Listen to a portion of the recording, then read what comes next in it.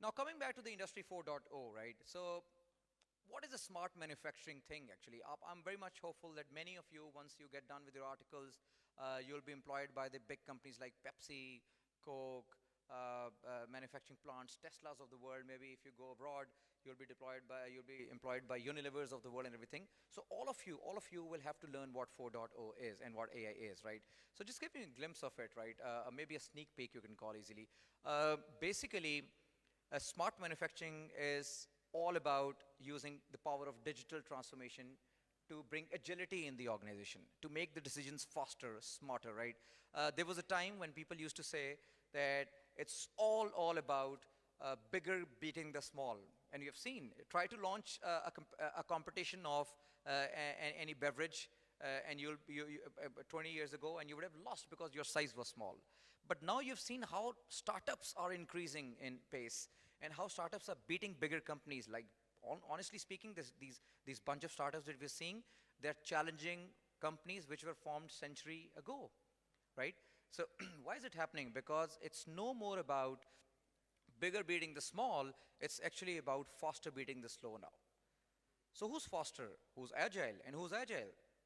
Who is using technological advancement, adopting that into the organization's operations and whatnot, and becoming more agile, right? So SEC first, so digital transformation, agility, right? All these things. Real-time decision making. Tesla example that I gave you, that was my personal example, my personal experience. It was all about real-time decision making. What is real-time? Like fraction of a millisecond is real-time, right? Or maybe if you're going through a fraud detection system, you are all finance future CFOs, inshallah.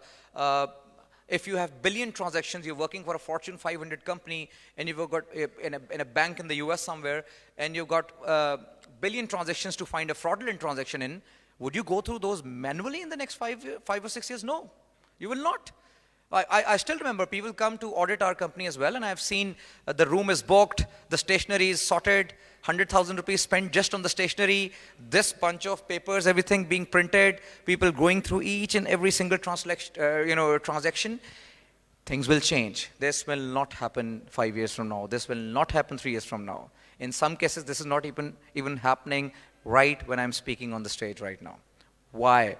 Because technology is augmenting the capability of the auditors. The technology is augmenting the capability of all the people who are analytical and making complex corporate decisions. So you're looking at 1 billion records? No. AI will look at 1 billion records, and AI will identify mathematical calculations, machine learning calculations. They will identify top 100 calculations that you as future CFOs need to focus on. So imagine you're working in a manufacturing company and AI is helping you do the audit in a more precise manner, in a more efficient manner. Let's take another example. You know that in a manufacturing facility, health and safety is one of the biggest challenges, because if somebody dies because he or she has been electrocuted, God forbid, it's a big blow to the company, right? Reputational damage and whatnot, and loss of life, obviously. Allah Ta'ala mahfoos farmaye, Ameen. And then obviously there's another thing. You need to ensure that if there's a very complex plant, then the health and safety gear is being worn by everybody who's in the plant, right? Now imagine you have got 12,000 workers in a manufacturing plant, and you are the head of finance, let's assume. Why I keep coming back to finances? Because of ICAP, because that's the core of the conference, right? You're not head of health and safety. Head of health safety is your colleague. You are head of finance, right? If something goes wrong in the health and safety department, somebody dies because of an accident in the facility, because of the equipments and all those things, head of health and safety could get fired because he was not able to ensure the safety. But what happens to you as the CFO or head of finance? You will be responsible because it may be a direct hit to your bottom line. Why? Because there could be huge penalties to the regulator. I'm not talking of Pakistan only. I'm thinking global here, right? We've got international people here as well, right? So imagine if there's a penalty, then your skin is also in the game as well. So how to avoid those health and safety incidents through the power of AI? Let's assume there's this big hall, 12,000 people are working in a manufacturing plant, and there are 3 people who are not wearing the helmet and the safety gear, right? How long would it take a human being who's a supervisor of that particular floor of a manufacturing plant, to identify those 3 people out of 12,000 people. How long? Is there a margin of error? Is there anyone who thinks that those 3 people will be picked like within milliseconds with no error at all? Anybody who can claim that? All right, let's go the other way around. Anybody who thinks that there's a high likelihood, a very great likelihood, that those 3 people will not be picked by the supervisor on the floor? Raise your hands, please. There are some hands who have not been raised. Any third option in your view? Okay, great. So I would safely assume that in most of the cases, you believe that a supervisor will not be able to pick 3 people who are not wearing a helmet and safety gear. But trust me, if you have the CCTVs installed, I'm sure in this hall as well, you can see a lot of CCTVs as well. If you augment these CCTVs with AI algorithms, they can easily pick what I'm wearing, how many females in the room, how many males in the room, what is my potential age, what is the potential age of this person sitting on that couch, facial expressions, who feels suspicious, who doesn't feel suspicious, anything. If I ask these AI algorithms and I ask full continental facial cameras and all these CCTV algorithms to tell me how many people in this room are wearing gray jacket, 1 minute, 30 seconds, calculations, you'll get exactly those 5 or 10 people, and they will also tell you where they're sitting right now. I'm not saying they are doing it, they may be doing it or not. If they're listening, they would know what I'm talking about, but trust me, in manufacturing plants, CCTV cameras can do that, right? Now imagine you as head of finance or CFOs or anybody who's looking after the expenses or trying to avoid penalties, right? Financial penalties by the regulator itself. Imagine you are able to use these basic calculations and stop the health and safety violation and incidents which result because of those. It's a clear no-brainer for you. Let's go for it, right? Another example. Have you heard about digital twins? Anybody here? Digital twins? Right. You've heard about twins, obviously, right? So let's talk about digital twins, right? Digital twins is a concept. If there is a very complex furnace in a manufacturing plant, or it's a very complex machine or an equipment that creates socks, for instance, hosiery items, or a machine that creates some parts of a car, like Ferrari or let's take an example of Pakistan, Toyota Corolla, for instance. Some parts, the machine that manufacturing parts for Corolla, right?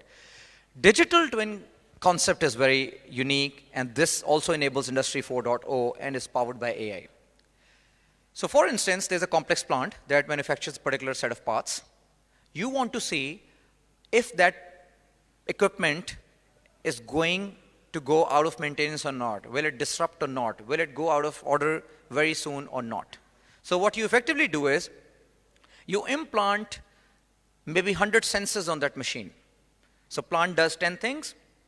On every step of the way in the plant, within the plant, you implant actually hundreds of sensors, IoT devices, which start getting data, and you're getting real-time streams, and you store that data, analyze that data to make real-time decisions, right?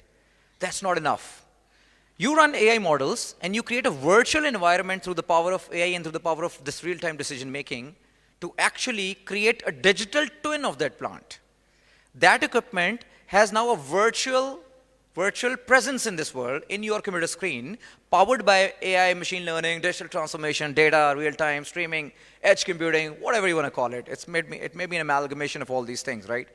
Now imagine that the data is being shifted real-time to the digital twin, right? If there's a problem in the plant that human eye is not able to pick right away, and may be able to pick 10 hours down the road, because once the smoke comes out of the machine and then you'll pick it up.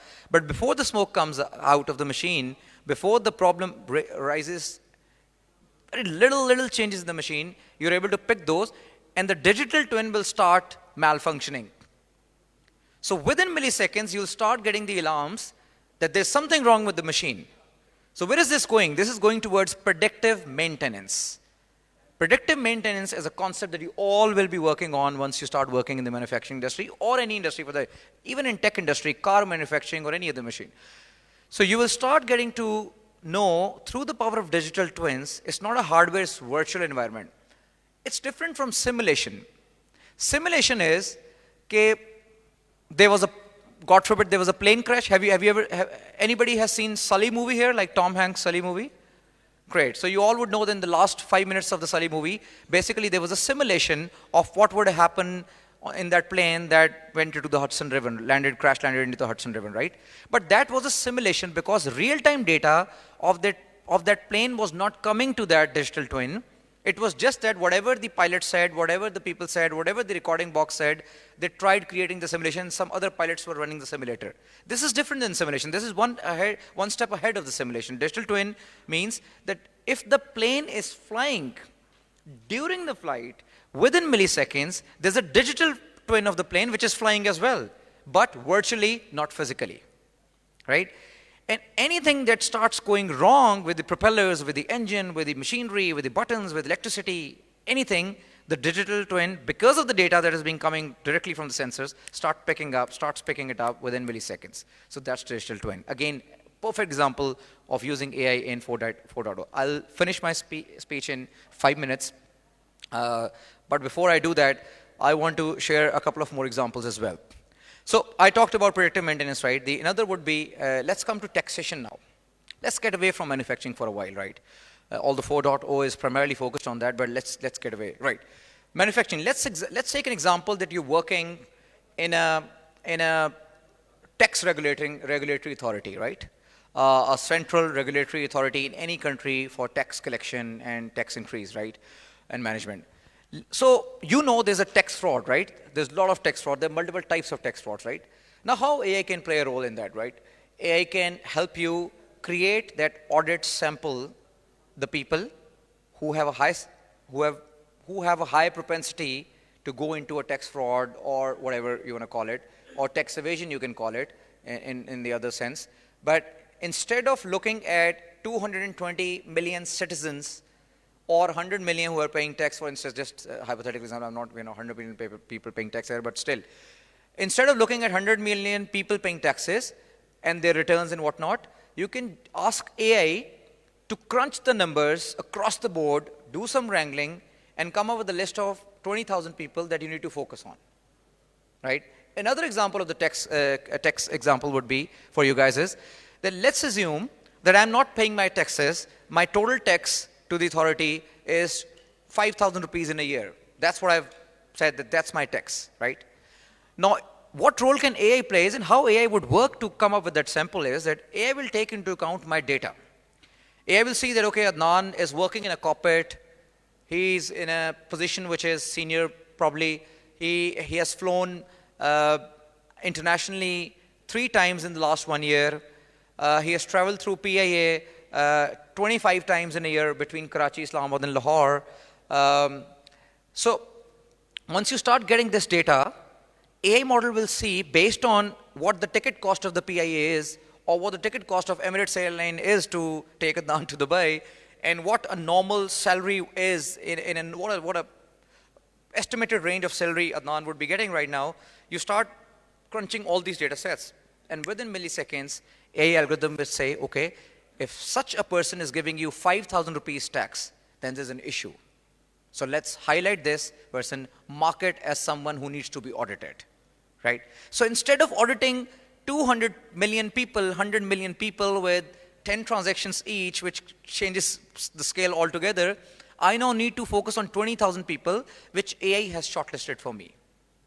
So for you as future leaders in the finance, it is very important to understand that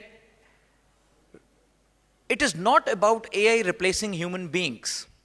Many people are against AI because no, AI is going to replace us. They don't know AI, my friend lost his job because of AI and I hate AI and AI is not my thing. And this is wrong. Because trust me, I was listening to one of the videos in the YouTube earlier and I loved what he said. The guy said something really amazing and he was very articulate in saying that. What he said was that AI will not replace humans. AI will not replace humans. Yes, those humans who do not use AI will be replaced by AI. So for you, using AI is important. Start using AI. Accept that this is the new trend. Accept that without this, you can't survive in the corporate world now because of agility. Because they will make faster decisions and they will beat you if you're trying to stick to the previous norms and conventional methods of running the finance, right? So yeah, I could go, I could speak on this for hours more, but I know I'm conscious of time as well.